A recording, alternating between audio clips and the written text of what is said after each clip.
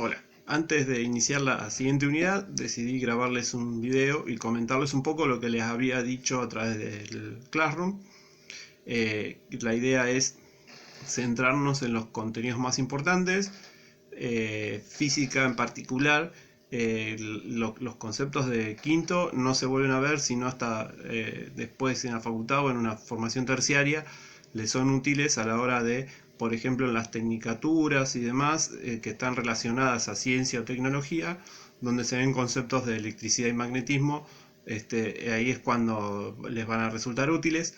Por eso, en general, los contenidos que vamos a desarrollar son los que me parecen centrales y más interesantes, incluso para aquellos que van a seguir una carrera que nada tiene que ver con la ciencia, pero que solo por el hecho de sus intereses eligieron esta orientación. Así que primero vamos a hacer, a continuación les voy a pasar un mapa conceptual donde más o menos están resumidos los conceptos y ya adelanto algunos temas que vamos a empezar a ver a partir de ahora. La unidad que se inicia a partir de ahora es corriente eléctrica, y vamos a tratar de llegar a ver fenómenos electromagnéticos. Va a ser muy fenomenológica, ¿sí? Eso quiere decir que lo que les voy a mostrar mayormente son fenómenos, ¿sí? Alguna actividad como cómo se arma un pequeño circuito, cómo se interpreta una resistencia, o sea, cosas que le pueden llegar a servir incluso en lo cotidiano. Y en cuanto a las fórmulas, por ejemplo, todo lo que es formuleo, bueno, las traté de reducir a las más importantes, las más útiles, y incluso ya dos de las primeras fórmulas que van a ver las van a ver en una simulación. Con lo cual, la idea es que me interesa más la interpretación de los conceptos, que ustedes puedan entender los conceptos, porque eso les va a permitir más adelante darle mayor formalidad. ¿Sí? Si ustedes dirigen una carrera en ciencia, es muy común que no se entienda el concepto de base y se arranque en una formalidad donde el concepto de base no está claro, no está entendido.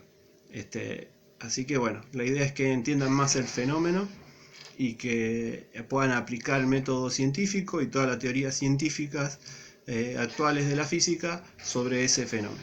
Así que bueno, a continuación les muestro el siguiente mapa conceptual que espero que podamos compartir, y les propongo que en los comentarios del Classroom agreguen todas las preguntas y dudas que tengan respecto de lo que está en gris en el mapa. Lo que está en azul lo vamos a empezar a ver ahora. Bueno, vamos a englobar a todos los fenómenos eléctricos. Vamos a tratar de caracterizarlos en este mapa conceptual. Entonces, a los fenómenos eléctricos los explica el modelo atómico, científicamente lo explicamos a través del modelo atómico, y físicamente les podemos asignar unas cantidades que denominamos magnitudes. ¿Sí? Empezando por el modelo atómico, ¿sí? Vamos a ver qué nos dice. Nos dice que los átomos están formados por un núcleo y una nube electrónica. Ese es el modelo que vamos a considerar. ¿Sí? Que ese núcleo está formado por protones y neutrones, y la nube electrónica por electrones. ¿Sí? Los neutrones tienen carga neutra, los protones carga positiva, y los electrones tienen carga negativa y a su vez están organizados, estratificados en niveles de energía. ¿Sí? Hasta acá es lo que vimos durante toda la secundaria. ¿Sí? También la existencia de cargas positivas y negativas nos explica la existencia de iones. ¿Sí? Y la distribución de los electrones, es decir, de sus niveles más la presencia de cargas positivas y negativas, nos hablan de la electronegatividad. Para aquellos que no se acuerdan qué era la electronegatividad, es una propiedad que estableció Pauling, ¿sí? Esto es de química, que estableció Pauling, donde explica por qué los átomos se unirían unos con otros dependiendo de una propiedad que se llama electronegatividad y que está asociada a la fuerza con la que un átomo retiene sus electrones. ¿Sí? En física, este concepto es útil porque nos permite explicar la conductividad. ¿Sí? Y el caso de los iones nos permite explicar el mismo fenómeno, pero en líquidos. En cuanto a la conductividad, esta propiedad nos permite clasificar los materiales en superconductores, aislantes, conductores normales y semiconductores. Para empezar, los superconductores, ¿sí?, pueden estar en estado sólido o en estado de plasma. ¿Sí? No vamos a ahondar mucho en ellos, pero me parece interesante. A aquellos que les gustan los conceptos tecnológicos y demás, es interesante para considerarlos. Actualmente existen superconductores de estado sólido o en estado de plasma. El plasma en particular es el estado del gas ionizado, que se encuentra a más de 2000 grados centígrados y a presiones cercanas a cero. ¿Sí? Esto es, por ejemplo, el estado en el que se encuentran las estrellas.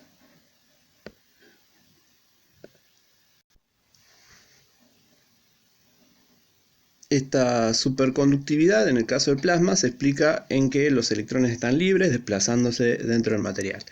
Y en el caso de los sólidos, solo ocurre hasta ahora por debajo de los 60 grados centígrados. ¿Sí? Incluso los superconductores sólidos que funcionan a estas temperaturas se consideran de altas temperaturas, porque la superconductividad se da en general en materiales por debajo de los 120 grados centígrados. ¿Sí? Actualmente estamos en estos valores, 60 grados bajo cero, es la temperatura más alta en la cual un material se comporta como un superconductor. ¿Qué quiere decir superconductor? Que no hay resistencia en el material, es decir, que los electrones se mueven libremente y empiezan a aparecer fenómenos que son muy llamativos, que posiblemente después les sube un videito como para que vean. Y lo más seguro es que cuando veamos electromagnetismo, ahí entendamos cómo funcionan los superconductores. Respecto de me voy al otro extremo, respecto de los semiconductores, los semiconductores son la base de la tecnología actual. ¿Sí? Todo, el celular, todo tiene materiales que son semiconductores. La causa de la semiconductividad se debe a los niveles de energía en los que están organizados los electrones de los elementos químicos. Si ustedes se fijan en la tabla periódica, los que están en el límite entre los metales y no metales, es decir, los metaloides, esos materiales tienen propiedades semiconductoras, es decir, que bajo ciertas condiciones dejan pasar la electricidad y en otras condiciones no.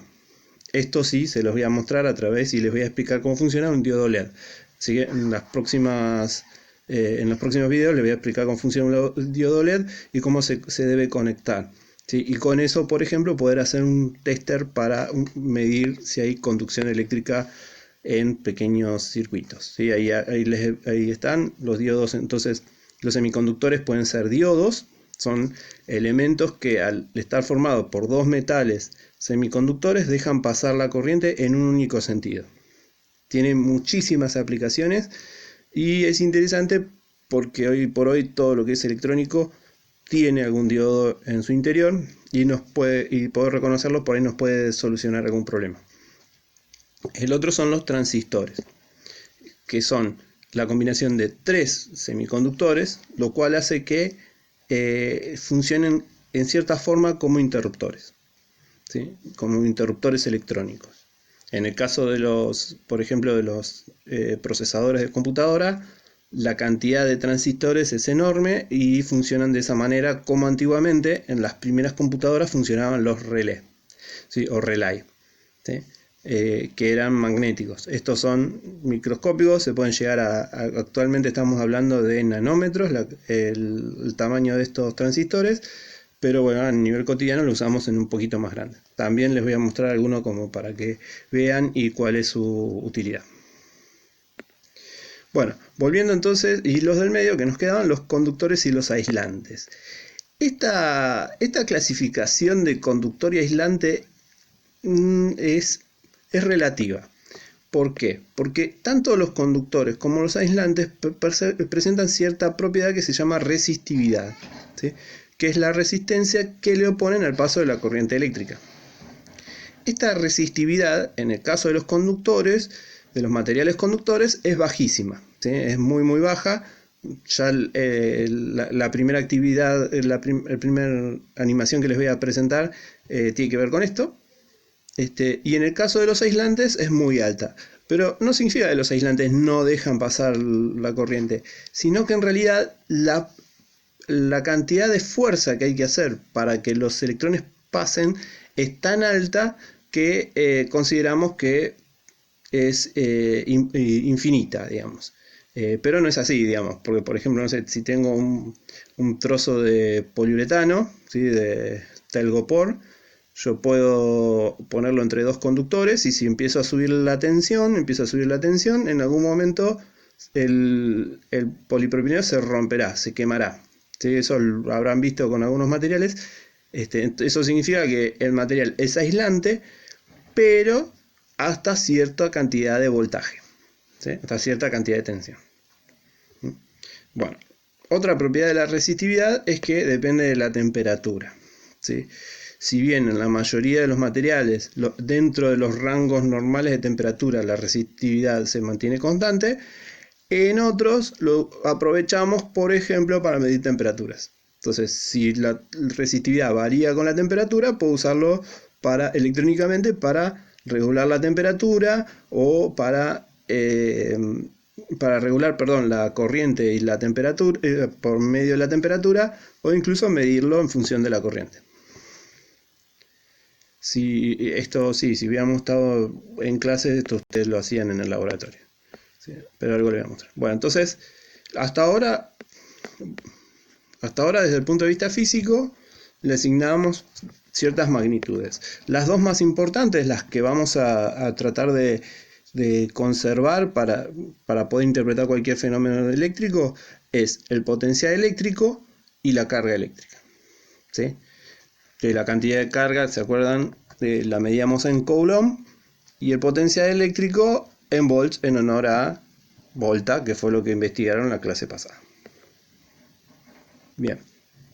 Dinámicamente, que es donde empezamos ahora, digamos, hasta ahora veíamos electrostática, las cargas no se movían, las fuerzas eran constantes y todo muy lindo hasta ahí.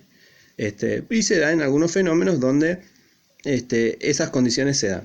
Pero ¿qué pasa si las cargas se mueven? Bueno, si las cargas se mueven, el potencial eléctrico lo podemos interpretar como una fuerza electromotriz, ¿sí? Lo que es la fuerza que permite el movimiento de las cargas en el circuito.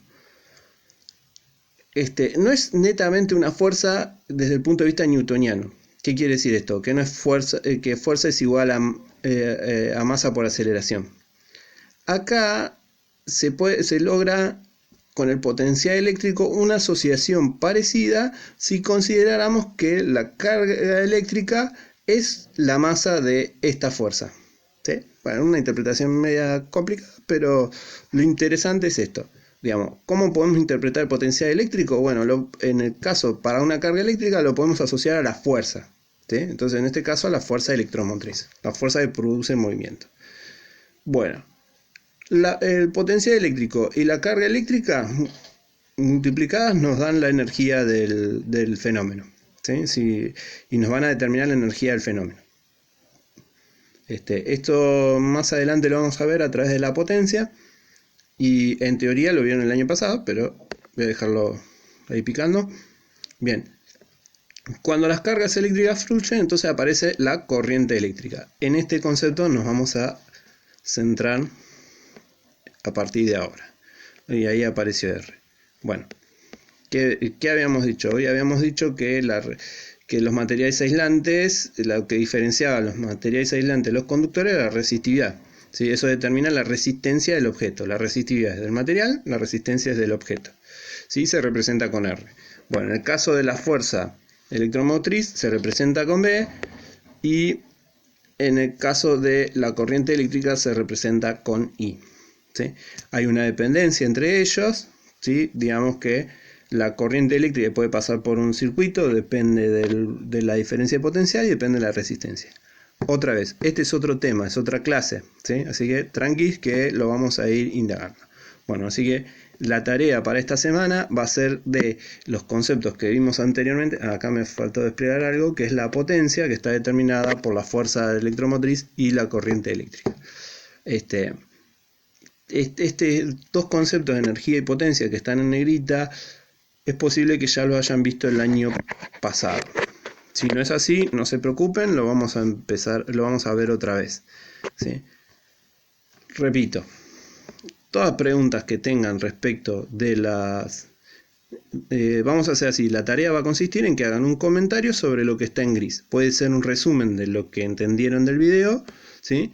O puede ser alguna pregunta respecto de lo que no hayan comprendido o que quieran profundizar, por ejemplo, del modelo atómico o de las magnitudes físicas que se aplican a los fenómenos eléctricos, ¿sí? Acá les dejo el mapa conceptual en un PDF para que lo puedan chusmear y lo puedan, si quieren, agregar en la carpeta. Bueno, nos vemos.